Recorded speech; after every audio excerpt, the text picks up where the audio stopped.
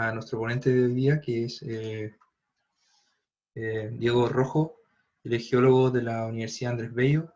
Actualmente es académico de la Universidad Arturo Prat de Iquique y estudiante de doctorado de Ciencias Geológicas de la Universidad de Buenos Aires, donde nos va a compartir su ponencia sobre la importancia del complejo metamórfico andino oriental para entender la tectónica paleozoica de Patagonia. Muchas gracias, Diego, por asistir. Le quiero pedir a todos los asistentes que por favor muteen su micrófono y bueno, después cuando termine Diego vamos a hacer una ronda de preguntas. Pueden escribirlas en el chat o pueden pedir la palabra y activan su micrófono y ahí vamos a estar moderando para que pueda Diego contestar todas sus preguntas. Muchas gracias, Diego, por el tiempo igual para hacer esta introducción. Vale, Diego. Bueno, gracias en realidad a los chicos por invitarme, ¿verdad?, a esta presentación. Vamos a ver si se está escuchando, sí. Y bueno, un poco contar los trabajos que hemos venido haciendo, un poco con un grupo bastante bonito, liderados por el profesor Mauricio Calderón, el profesor Hervé, y también de parte de Argentina por el profesor Matías Giglione. Entonces, nosotros nos enfocamos principalmente en la Patagonia, específicamente vamos hoy a hablar del complejo metamórfico andino oriental, que está ahí en la Patagonia, en los Andes patagónicos, y claramente agradecer, ¿verdad?, a la Universidad Arturo Prat, donde yo participo actualmente, soy académico de esa casa de estudio, al Instituto IDIAN, que corresponde al Instituto de Estudios Andino, ¿verdad?, de la Universidad de Buenos Aires, como también a la agrupación GeoAprendo, que tiene como una actividad similar a la de ustedes, así que siempre hay que apoyar esta iniciativa, de cierto modo. Entonces, hoy vamos a hablar sobre la importancia principalmente del complejo andino oriental, un poco la relevancia que tiene para la tectónica paleozoica de Patagonia. Entonces, vamos a partir haciendo una introducción un poco de la distribución global que se tiene ahí en la Patagonia, y de los complejos metamórficos que a nosotros nos interesan y que hemos estudiado, ¿verdad?, un poco a nivel macro. Y tenemos que la porción sur de Sudamérica entonces está hacia el Atlántico, el macizo El Deseado, principalmente formado por rocas metamórficas, esquistos, cuarcitas, filitas, las cuales se han datado por circones detríticos y se han también roca intrusiva, ¿verdad?, metamorfizada, y tienen una edad máxima de depositación que es de 565 millones de años, y están intruidas por cuerpos intrusivos de 450 millones de años, ¿ya? Entonces, un poco vamos a dimensionar el espacio temporal que hay en Patagonia. Hacia la porción occidental tenemos la formación La Modesta, que acá está bastante resaltado, ¿verdad?, la formación, pero son rocas también metamórficas, filitas, cuarcitas, esquistos, que ha estudiado Pilar Moreira, principalmente desde el 2007 y colaboradores, y el 2013, que genera entonces algunas dataciones y establece que la máxima edad de depositación vendría siendo los 446 millones de años. Bueno, esto es por la parte oriental en la Patagonia extraandina, hacia la porción, acá está el puntero, bueno, ahí sí. Y hacia la porción, ¿verdad?, occidental tenemos el complejo metamórfico Diego de Almagro, también el complejo metamórfico Madre de Dios, o sea, el complejo accionario Madre de Dios, y también el complejo metamórfico Chono, que está hacia el norte, pero es bastante importante porque corresponde a un complejo turbidítico, polideformado, también triásico, y corresponde entonces a un complejo de subducción. Entonces, no voy a mostrar más sobre el complejo antiroriental, que lo vamos a ir estudiando en la charla, pero principalmente entonces tenemos acotado el espacio temporal de la parte oriental y también de la parte occidental de la zona de estudio en general. Si uno quiere ver un poco la distribución de las edades, este es un mapa, ¿verdad?, que recopila bastante información, principalmente edades de circones detríticos, con edades máximas de depositación en azul, y algunas rocas intrusivas, o sea, edades de cristalización, que se observan acá en Tierra del Fuego y también en el macizo del Deseado. Y esta imagen uno la puede obtener, ¿verdad?, en el capítulo del libro del trabajo, ¿verdad?, de Mauricio Calderón y colaborador en el 2016. Entonces, ya ubicándonos un poco en el espacio temporal, es importante mencionar los criterios o cómo ha ido evolucionando, ¿verdad?, el conocimiento de la Patagonia. Y en particular, partiendo de los primeros trabajos, ¿verdad?, a principios del siglo XX, como los de Keidel y también los de Dutoit, Víctor Ramos, ¿verdad?, el profesor Víctor Ramos, establece entonces una hipótesis, de cierto modo, para explicar cierta deformación, como también ciertos cuerpos intrusivos que se ubicaban en esta porción, en donde establece principalmente que la Patagonia debería haber sido un terreno total alóctono que habría colisionado con la parte suroccidental del margen. Y por gran parte, ¿verdad?, se tenía ese conocimiento. Yo creo que es bastante válida la hipótesis. Pero con los estudios claramente las tecnologías evolucionan, ¿verdad?, las metodologías principalmente se cambian, y un poco, ¿verdad?, cierta evidencia como cuestionaron esta hipótesis, principalmente por la evidencia geofísica, que no hay alguna discontinuidad de los terrenos. Y por otra parte, los granitos que se pensaba que eran carboníferos, el trabajo de Pankhurst del 1992 establece que esos granitos en realidad eran carboníferos, o sea, pérmicos a triásico. Y por otra parte, Pankhurst y colaboradores, también el profesor Hervé y Carlos Rapella, han estudiado bastante la geoquímica y la isotopía, ¿verdad?, de, de la roca de la Patagonia, y entonces establecen principalmente que para el Paleozoico, ¿verdad?, el complejo, o sea, parte del, o el macizo norpatagónico se estableció como un bloque alóctono en Gondwana, y el bloque alóctono sería la parte sur, que corresponde entonces al complejo El Deseado, o al macizo El Deseado, el cual habría colisionado con el borde suroccidental, de cierto modo, del continente en ese entonces, y estaría también respaldado por ciertos cuerpos intrusivos que se tienen en esta zona. Ahora, a esta hipótesis entonces también tenemos que agregarle lo que se estudió por el profesor Hervé el 2006, como también el 2018, de Chaitenia, que habría que modificar entonces este modelito. Y por otra parte existe el trabajo, ¿verdad?, de Cagu, principalmente, que él propone entonces una zona de subducción con un orógeno, ¿verdad?, que abarcó 16.000 kilómetros aproximadamente, y que la subducción de cierto modo fue continua desde los 170 millones de años, o sea, 570 millones de años.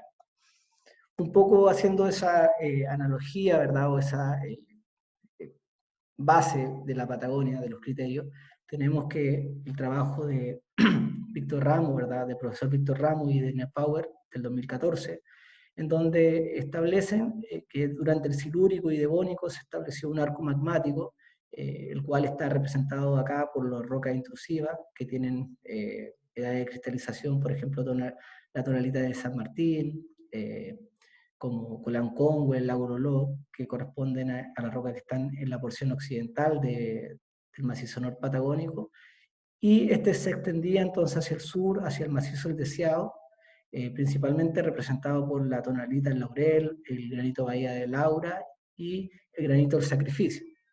Ahora, esta hipótesis tiene varios cuestionamientos, principalmente porque los afloramientos son bastante pequeños, como también la información geofísica, o sea, geoquímica es bastante escasa. Ahora, el único dato quizás que tenemos en esta porción de la geoquímica de la roca intrusiva corresponde al de Diego Guido, que publica entonces en 2014 que esta roca corresponde principalmente a un granito de arco, ¿ya? Entonces, como avalando un poco este criterio, de cierto modo, esta hipótesis. Y claramente conversa bastante bien con la hipótesis de Pilar Moreira, que establece que en la porción occidental, entonces, tenemos una cuenca de antearco, la cual estaría representada por la formación La Modesta. Entonces, si nosotros nos damos cuenta, lo que hemos hablado durante esta recopilación un poco bibliográfica, nos muestra principalmente que hacia la porción oriental, ¿verdad?, hacia el Atlántico, tenemos rocas que muestran, ¿verdad?, que nos están limitando un poco a la historia de lo que ocurre en este sector, ¿ya?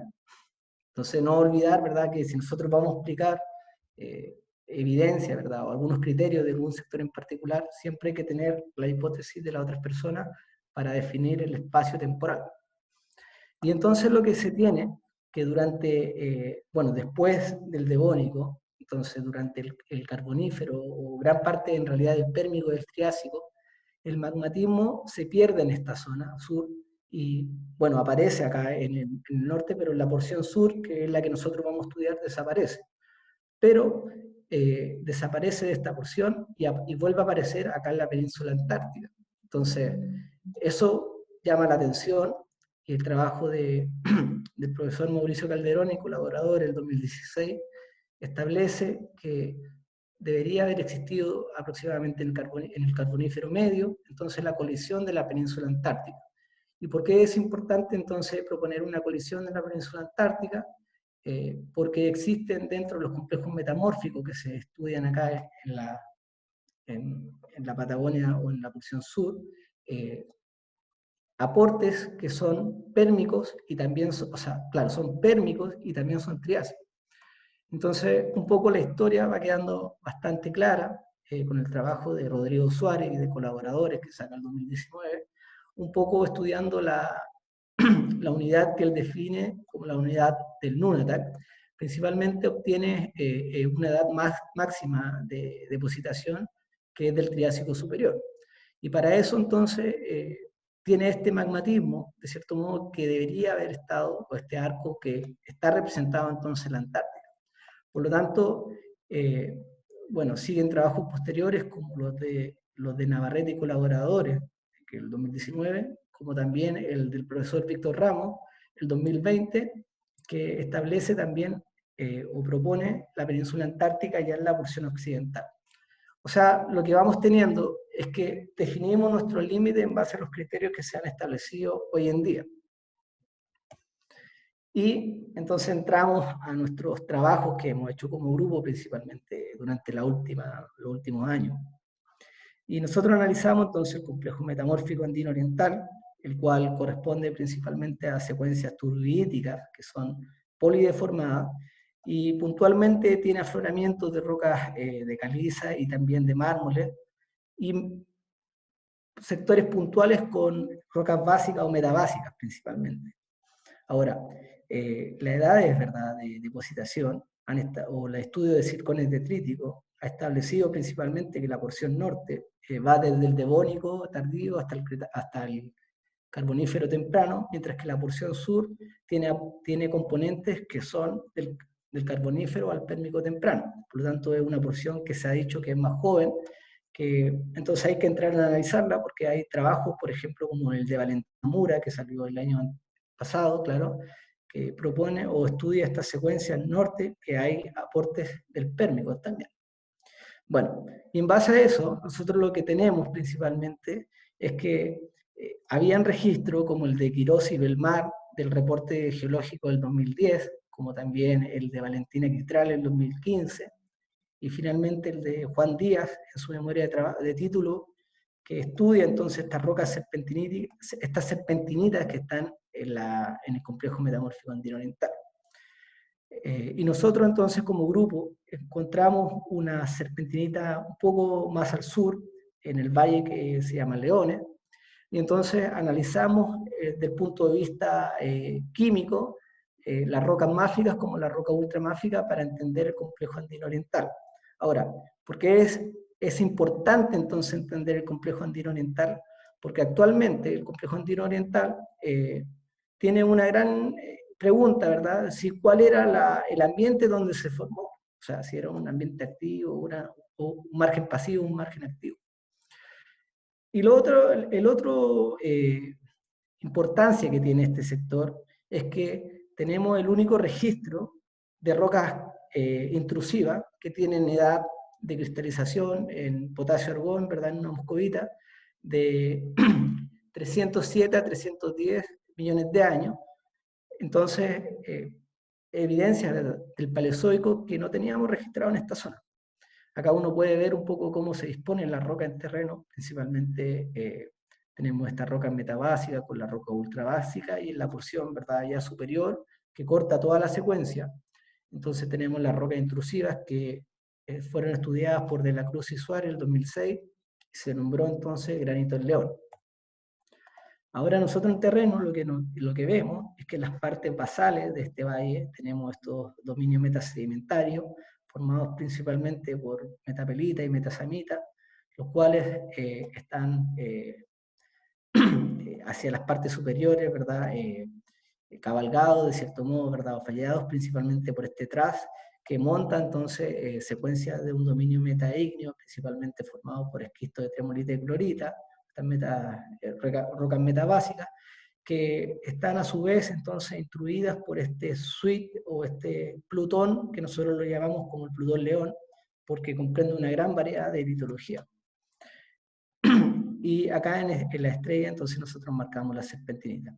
Ahora, dentro de este dominio, lo que nosotros podemos ver es que la foliación principal se ve marcada por este clivaje de plano axial, el cual presenta una orientación norte-sur a noreste, y es paralelo, de cierto modo, a la foliación o a la estratificación, el S0, y tiene un sobreimpuesto, entonces, un evento o una deformación, el cual marca su foliación S2, y acá lo podemos ver en los pie esquí.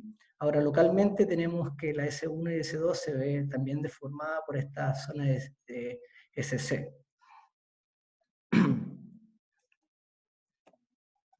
Bueno, un poco el análisis petrográfico, ¿verdad?, ya un poco más analítico de los laboratorios. Vemos que la roca ultramáfica tiene esta textura bastante coherente con la serpentinita, esta textura de mecho, de malla, y entonces tenemos cristales, ¿verdad?, subidiomórficos de serpentina, los cuales tienen también a su vez segmentos, ¿verdad?, o bandas bien difusas, ¿verdad?, con tremolita, clorita y algunos minerales opacos, tales como la magnetita y la ilmenita, que van a ser importantes entonces en nuestro estudio o nuestro criterio, ¿verdad?, para establecer nuestras discusiones. Y acá tenemos los esquistos de tremolita clorita, principalmente, que también están aflorando en la zona. Y entonces vemos puntualmente las imágenes que nosotros tomamos dentro de la microsonda, en realidad en microscopio electrónico, y luego, ¿verdad?, elegimos sectores puntuales en donde nosotros podemos hacer química mineral en la microsonda.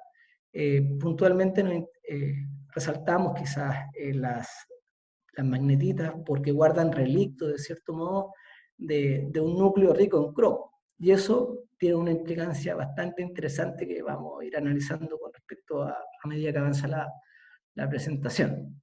Ahora, también dentro de estas serpentinitas, para identificar entonces la fase mineral, nosotros hicimos espectrometría de microrama para saber entonces qué fase de serpentina teníamos presente en las serpentinitas tanto de Traihuanca como en las del Valle León. Y vemos principalmente que la serpentinita que nosotros encontramos corresponde a la fase crisotilo, estos PIC, según el criterio entonces que usa Rainudo, no me acuerdo el otro autor, pero entonces nosotros establecemos que las serpentinitas que están presentes es el crisotilo.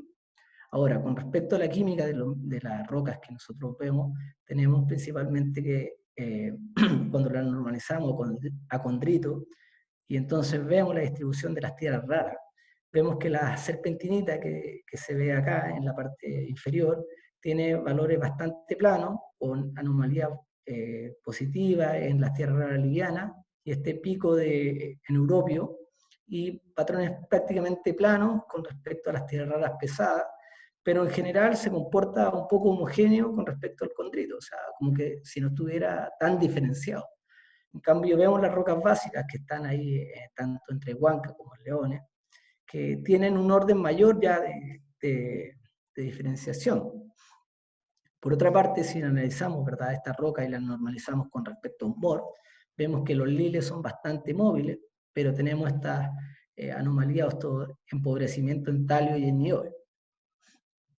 Con respecto, por ejemplo, a este diagrama, que lo modifica también Pierce después del 2018, y también lo modifica de Escher-Weiss, vemos principalmente que las rocas metabásicas caen dentro del campo de los N-MOR, pero tienden a tener razones un poco más elevadas de torio y terbio. Y incluso, ¿verdad?, una roca de Traihuanca cae acá en un arco oceánico. Es decir, que lo que nos está mostrando un poco que hay ciertos elementos, como el torio, por ejemplo, que se ve modificado durante los procesos de subducción.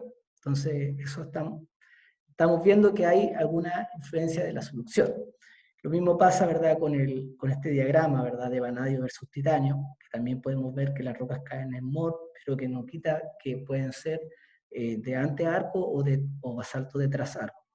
Ahora, si nosotros analizamos, por ejemplo, el diagrama de Melchede, vemos que en particular las rocas todas caen dentro del campo de un N-MOR, pero eso no sería como un problema, en realidad sería bastante fácil y simplificaríamos entonces nuestra idea. Pero si vemos el diagrama de Cabanis, vemos que las rocas no caen dentro de este campo de MOR, sino que también tienen una variabilidad dentro del campo del Bakar basal, ¿verdad? Y de un basalto toleítico, un basalto de arco toleítico. Y entonces la sombra que está acá en verde corresponden a los estudios previos que hizo Quirós y Guitral. Entonces, eso es con respecto a las rocas básicas. Y con respecto a las rocas intrusivas, particularmente vemos que tienen bajo número de magnesio, entre 0.103, van desde el 58 al 72% en sílice, son rocas que están bajo en potasio, bajo a medio, son rocas subalcalinas y se clasifican principalmente como granito de arco volcánico. Estamos hablando ya del granito en León o del Plutón en León. Y dentro de entonces de este diagrama, que el ASI que clasifica entonces el aluminio versus el calcio, el sodio y el potasio, y en el eje de la ordenada entonces el aluminio versus el álcalis, que es el sodio y el potasio, vemos que la roca entonces, dos puntuales caen dentro del campo de los metaluminosos y otras en el campo de las peraluminosas. Ahora, respecto a las tierras raras, cuando las normalizamos con respecto a un condrito, vemos que existe entonces este enriquecimiento en tierra rara liviana, con alguna empobrecimiento entonces en europeo, que los cuales pueden perfectamente responder a que se está cristalizando o se está fraccionando plagioclasa y algunos elementos que están planos. Si lo vemos entonces en el diagrama de multielementos con respecto a un manto primitivo, vemos que las rocas en particular tienen un enriquecimiento, ¿verdad?, en plomo, como también en potasio, y un empobrecimiento en titanio, en niobio y también también en talio, o sea, aspectos similares, ¿verdad?, a rocas de subducción. Entonces, lo que vemos primero en la parte norte, pensando, ¿verdad?, en esta diferenciación, en esta introducción que se hizo, sabemos que las rocas del Devónico están hacia la parte de extrandina en el macizo del Deseado. Por lo tanto, nosotros vemos que el arco magmático debe haber estado hacia la parte de Argentina durante ese periodo. Y por otra parte, vemos que las serpentinitas se deformaron en conjunto con las rocas metasedimentarias del complejo andino oriental. Es decir, que tienen la misma fase de formación. No sabemos si es una o dos, o si es una fase progresiva, pero tienen las mismas características. Ahora bien, cuando nosotros vemos principalmente la serpentinita, ¿verdad?, según Brillachi, ¿verdad?, el 2019, que establece que las serpentinitas generalmente se pueden formar en estos ambientes de Miocene Ridge, porque hay bastante interacción con agua, o también Ranudo y Contreras Reyes, 2007, mencionan que las serpentinitas se pueden formar cuando se empieza a flectar, entonces una losa oceánica, o incluso, ¿verdad?, hay hipótesis que dicen que las serpentinitas se pueden formar en la cuña mantélica de cierto modo. Nosotros lo que tenemos principalmente es que las serpentinitas son ricas en cromo, y hay trabajos de Sleep del 2014 que mencionan que eso es característico cuando tenemos un protolito, una roca rica en olivino, que se serpentinizó, ¿verdad?, en un fondo oceánico, o como las que tiene también Boedo, Flor Boedo, que estudia en la precordillera, que dice que cuando tenemos magnetita rica en cromo, posiblemente, ¿verdad?, estarían reflejando, ¿verdad?, un protolito que sea una espinela rica en cromo. Y nosotros vemos que tenemos cierta anomalía, ¿verdad?, o ciertas alteraciones del fondo oceánico que podrían haber dado entonces el primer grado de serpentinización de las rocas que nosotros vemos. Como también entonces tenemos ciertas características que se describen y que en un ambiente de subducción se ven modificadas, como el titanio y el iterbio, y que son características de cierto modo de serpentinita o de procesos de serpentinización que también se ven dentro de un margen activo.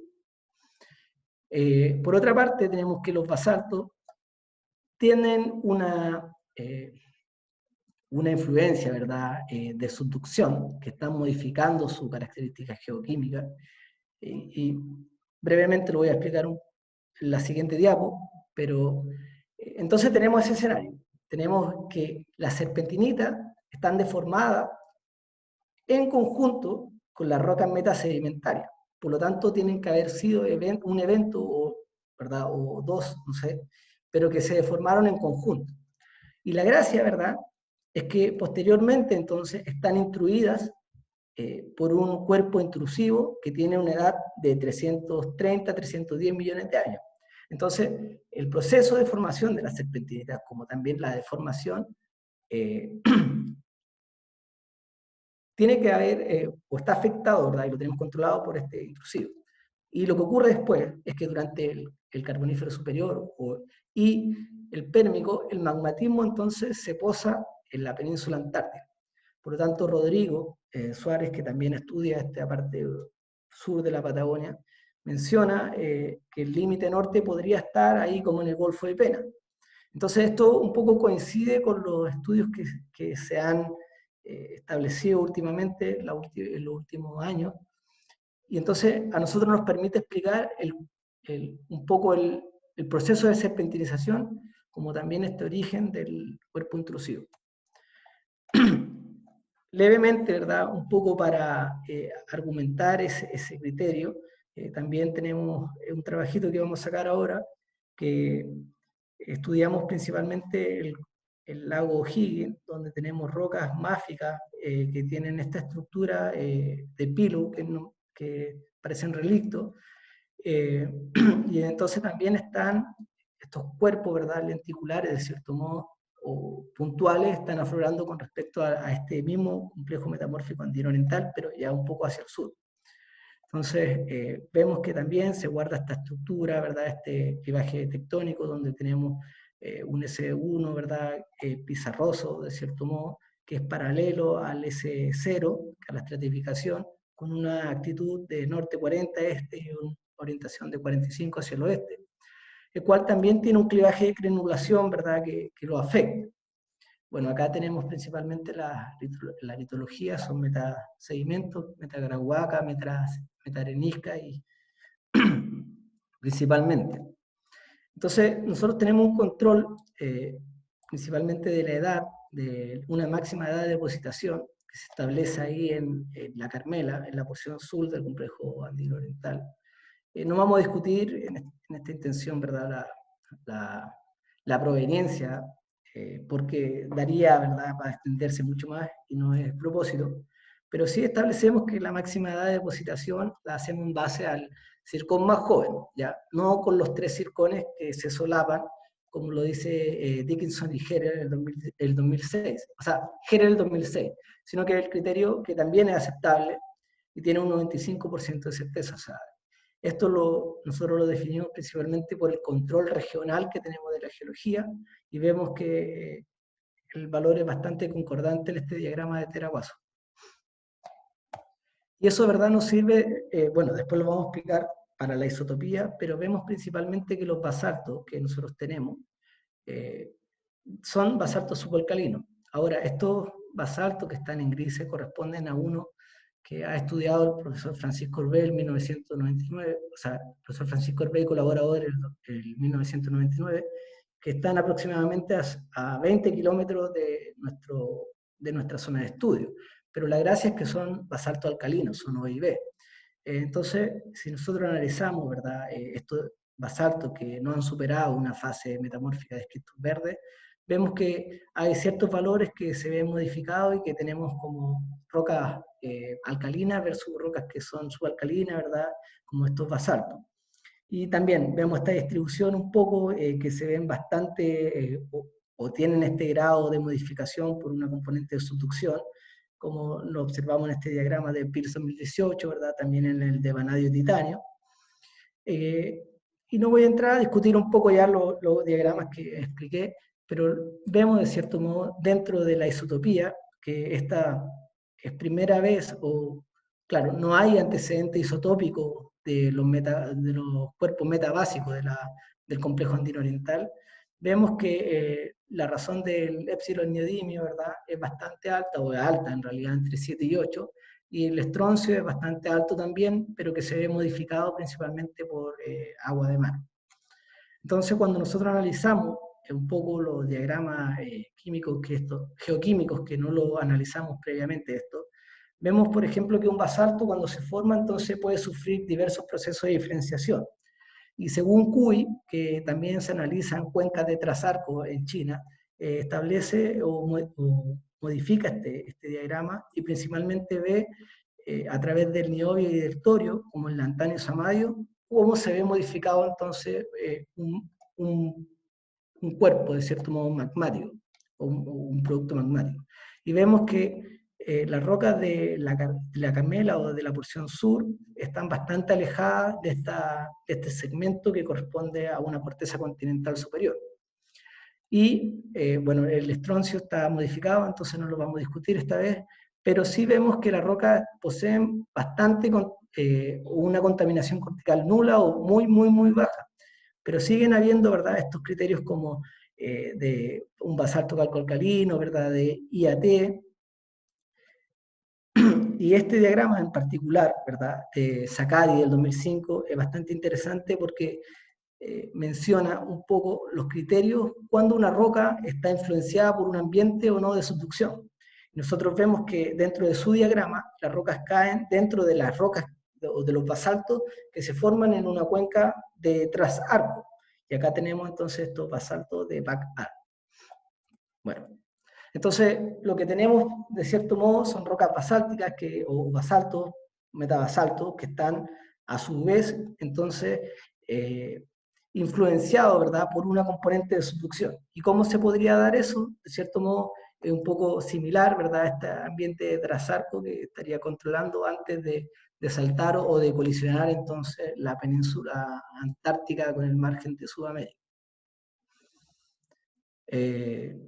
Bueno, y pasa, ¿verdad? Hay ejemplos, como les decía, en China, como también en la cuenca de las Marianas. Entonces, eso es como un poco argumentando el primer modelo que explicamos, yo creo que bastante detallado. Entonces, estos son los trabajitos que van a salir, se supone, están en revisión. El segundo está en preparación, pero está casi terminado. Y en realidad, un poco la gracia, ¿verdad?, al grupo que tenemos, que en general vamos a hacer ya un tiempo a terreno. Y bueno, acá está mi director de doctorado, el profesor Mauricio Calderón, mi director de Argentina, el profesor Matías Giglione. Bueno, acá está personas que han estudiado mucho la geología de Chile, Pircio, que es la primera persona que quizás empieza a estudiar los basaltos del Andino Oriental, el profesor Reinaldo Charrier, el profesor Francisco Orbé, el grupo, ¿verdad?, de trabajo, el Jaime Cataldo, el Rodrigo Suárez, Che Paulito, bueno, Moritz, Gonzalo Calás, que también está en nuestros trabajos, Tomás Reyes, Valentina, La Feña y Claudio. Así que, bueno, eso.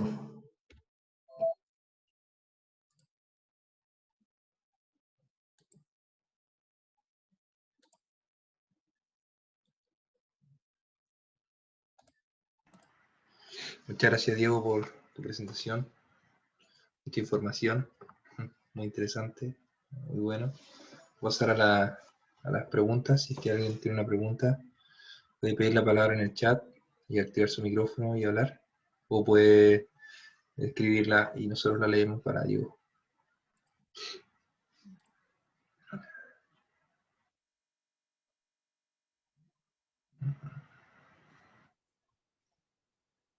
Felipe Sebastián, activa tu micrófono y haz la pregunta, no hay problema.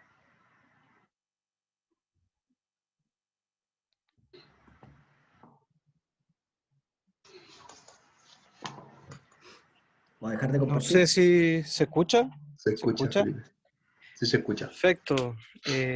Diego, te quiero agradecer tu charla, excelente, súper completa. Esperar los trabajos que vas a sacar ahí en adelante, asumo van a ser bastante interesantes y bastante buenos. Mira, te tengo una consulta puntual. Sí. Cuando tú mostraste los esquemas, me llamó mucho la atención lo que era el emplazamiento de este Plutón de los Leones. Sí. ¿Tú tienes información o sabes o estudiaste acerca del grado de formación que se asocia al emplazamiento de ese Plutón? No vimos o sea, nosotros no hemos visto, ¿verdad? Una como deformación como importante con respecto a ese Plutón.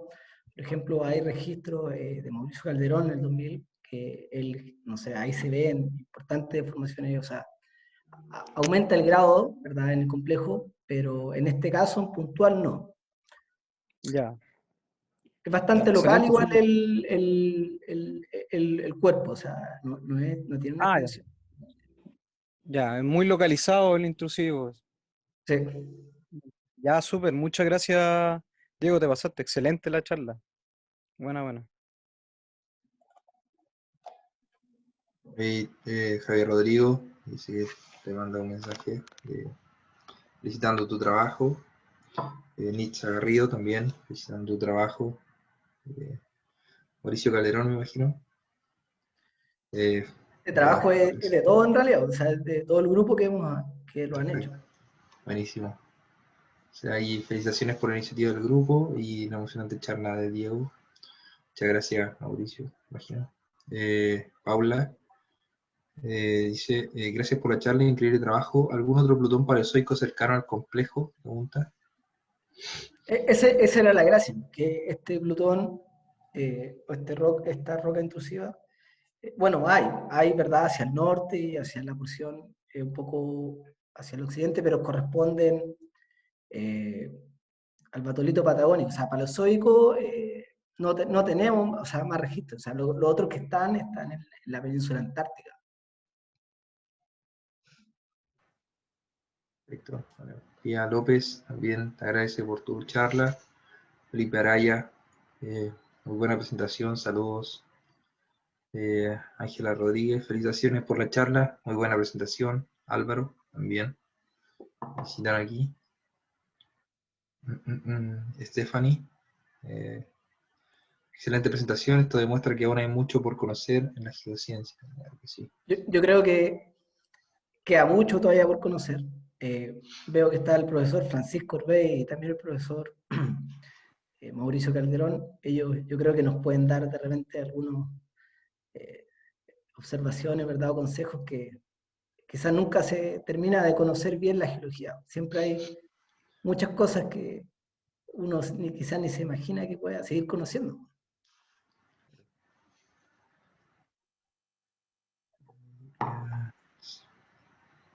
Esperanza dice también, felicitaciones, muy buena presentación, te da las gracias. Eso. No sé si alguien tiene alguna otra pregunta, un mensaje para Diego. Diego, muchas gracias desde toda la directiva. Ya te lo dijo Pancho, pero te lo digo yo también, de paso. Súper interesante. ¿Sabés qué? Me quedó la duda respecto a lo, bueno, a lo que he visto, etcétera, y acordándome, digamos, los acontecimientos particulares con Dani y el tema de sensores remotos, me quedó como, se me despertó la duda de si pudiste aplicarlo o si te sirvió, digamos, ese tema desde la tecnología, quizás para complementar tu trabajo, porque no me acuerdo al final si te había dado algo o si trabajaste en lo que estás, tu proyecto de sensores lo hiciste en la zona de tu doctorado. Y bueno, desde esa perspectiva, digamos, esas nuevas herramientas en la tecnología que sabemos que no reemplazan el campo y que la información siempre hay que corroborarla, pero si te ha sido útil o has visto como que en parte no se pudo, o sí. Sí, mira, en realidad las imágenes de sensores remotos son bastante interesantes como yo creo que se deben hacer previo a las campañas de la Patagonia Andina, quizás la parte, o en realidad en todo, se pueden ocupar como para identificar sectores. El tema es que la vegetación es bastante importante y lo otro es que los cuerpos metasedimentarios dominan. Entonces, sirve, sí. Yo creo que sirve más para las rocas que son del Jurásico, que es la discordancia que hay con el complejo andino oriental. Pero la resolución que tienen las imágenes satelitales que llega hasta 20 metros y después llegan a 15 metros, no hacen posible entonces distinguir píxeles que te permitan identificar roca ultramáfica o máfica en la Patagonia. Ahora, si uno tiene entonces imágenes a menor escala, ¿verdad? 2 metros, 3 metros, serían geniales para identificar estos sectores puntuales de rocas máficas, ultramáficas o cuerpos intrusivos que aún todavía no tenemos localizados. No, buenísimo. Sí, sí, eso es lo que también nosotros habíamos como logrado comprender, es como de pre-campaña y teniendo cuidado siempre con las regiones y la presencia de vegetación. Pero bueno, me quedó esa duda, pero no sé si alguien más quiere comentar algo, chicos. No solo, bueno, la directiva, los profes que también están por ahí si quieren aportar o comentar algo, bienvenidos todos. Gracias, Alba. Aquí llegó una pregunta, hola, de Damián Donoso. Dice, muchas gracias por la presentación, estuvo excelente. Tengo una pregunta. ¿Es posible obtener una correlación entre los datos que obtuvieron con las edades de uranio o plomo de los circones detríticos de la EAMC? Sí, la verdad es que hay trabajo bastante interesante, porque el tema es que no... Bueno, voy a compartir la pantalla igual. Pero, claro, yo no los quería discutir de cierto modo, pero bueno. Lo que ocurre es que, en particular, vemos que la distribución, por ejemplo, esta es la unidad de Rodrigo, que es Luna Tatviegna, que es triásica, con edad máxima de depositación, y tenemos hacia la parte oriental la Modesta, que corresponde entonces a la formación, de cierto modo, que tiene la máxima, o sea, la edad de depositación más antigua, que es 446. Entonces, uno de los criterios es como definir, bueno, de dónde vienen los aportes de estos picos de circones que tenemos. Entonces, en lo particular, ¿verdad? Estamos haciendo, quizás, o tratando de hacer un trabajito, ¿verdad? Lo estamos armando, pero en particular, si a mí me preguntan, ¿ya? Esto puede ser totalmente debatido, pero estos picos que son de 3000 o de ¿cómo se llama? O de 2800 o mayor, que se ven en esta roca, se han explicado antiguamente porque podrían venir del cratón del Río de la Plata, ¿ya? Un poco, yo no sé si tengo, bueno, del Río de la Plata, de acá, pero para mí el cratón del Río de la Plata, como Tandilia, tienen una edad de entre 2000 y 2200 millones de años. Las sierras pampeanas, por otra parte, depende si uno analiza las sierras pampeanas occidentales, ¿verdad? O las sierras pampeanas orientales, también tenemos edades que van desde los 500 hasta los 1200, ¿verdad? Son greenvillianas, por lo tanto explica los picos más jóvenes. Ahora, con respecto a las rocas que están en África, quizás parezcan un poco más coherentes porque tenemos el cratón del Kalahari y del Kaabal, que entonces nos podrían aportar estos picos, pensando también entonces en lo que ha estudiado Rodrigo Suárez, que él dice que las cuencas presentan un reciclaje y que entonces el orógeno de cierto modo va creciendo en esta dirección. No sé, para mí podría explicarse de esa manera, como que esos aportes más antiguos deberían venir del Kalahari porque tienen esos picos más que de Sudamérica, o sea, de esa parte del cratón del Río de la Plata. Sí. Muchas gracias, Diego. Aquí hay otra pregunta que sale un poquito de lo que es la charla, pero igual está muy interesante. De Sebastián Alarcón. Buena charla, Diego. Felicitaciones, todo explicado de muy buena forma. Una pregunta un poco alejada del tema que trataste hoy. Se mencionó que eres académico de la universidad y quisiera saber cómo ha sido tu experiencia realizando esa labor. Encuentro que es un área muy interesante para desempeñarse. Quiero saber cómo ha sido tu experiencia haciendo eso, tu labor como docente. Bueno, yo como docente en particular creo que, no sé, es como la labor como más bonita que uno puede hacer en realidad, porque un poco como lo ha inculcado en realidad como los profesores que nos han formado de cierto modo. Yo creo que tienen como una importancia muy, muy grande el cómo te enseñan la geología. Particularmente quizás tuve el privilegio, ¿verdad?, de que dentro de mis profes estuvieron el profesor Reinaldo Charrier, ¿verdad? También estuvo el profesor Francisco Hervé y también el profesor Mauricio. Entonces, bueno, y otros más que siempre me han apoyado, ¿verdad? Si contara todos, sería mucho, pero en particular es la carrera docente, para mí es la más bonita que se puede ejercer.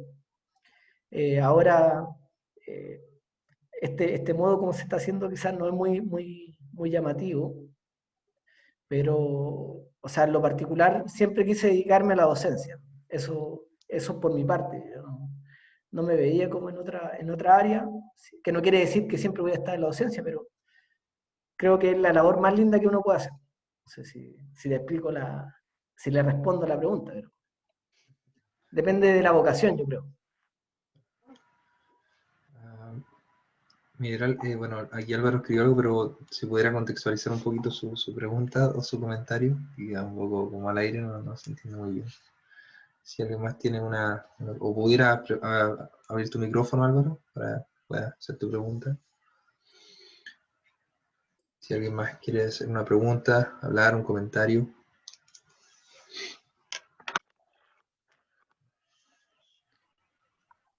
Bueno, yo quiero decir algo. Gracias, Diego, por tu charla. Súper buena.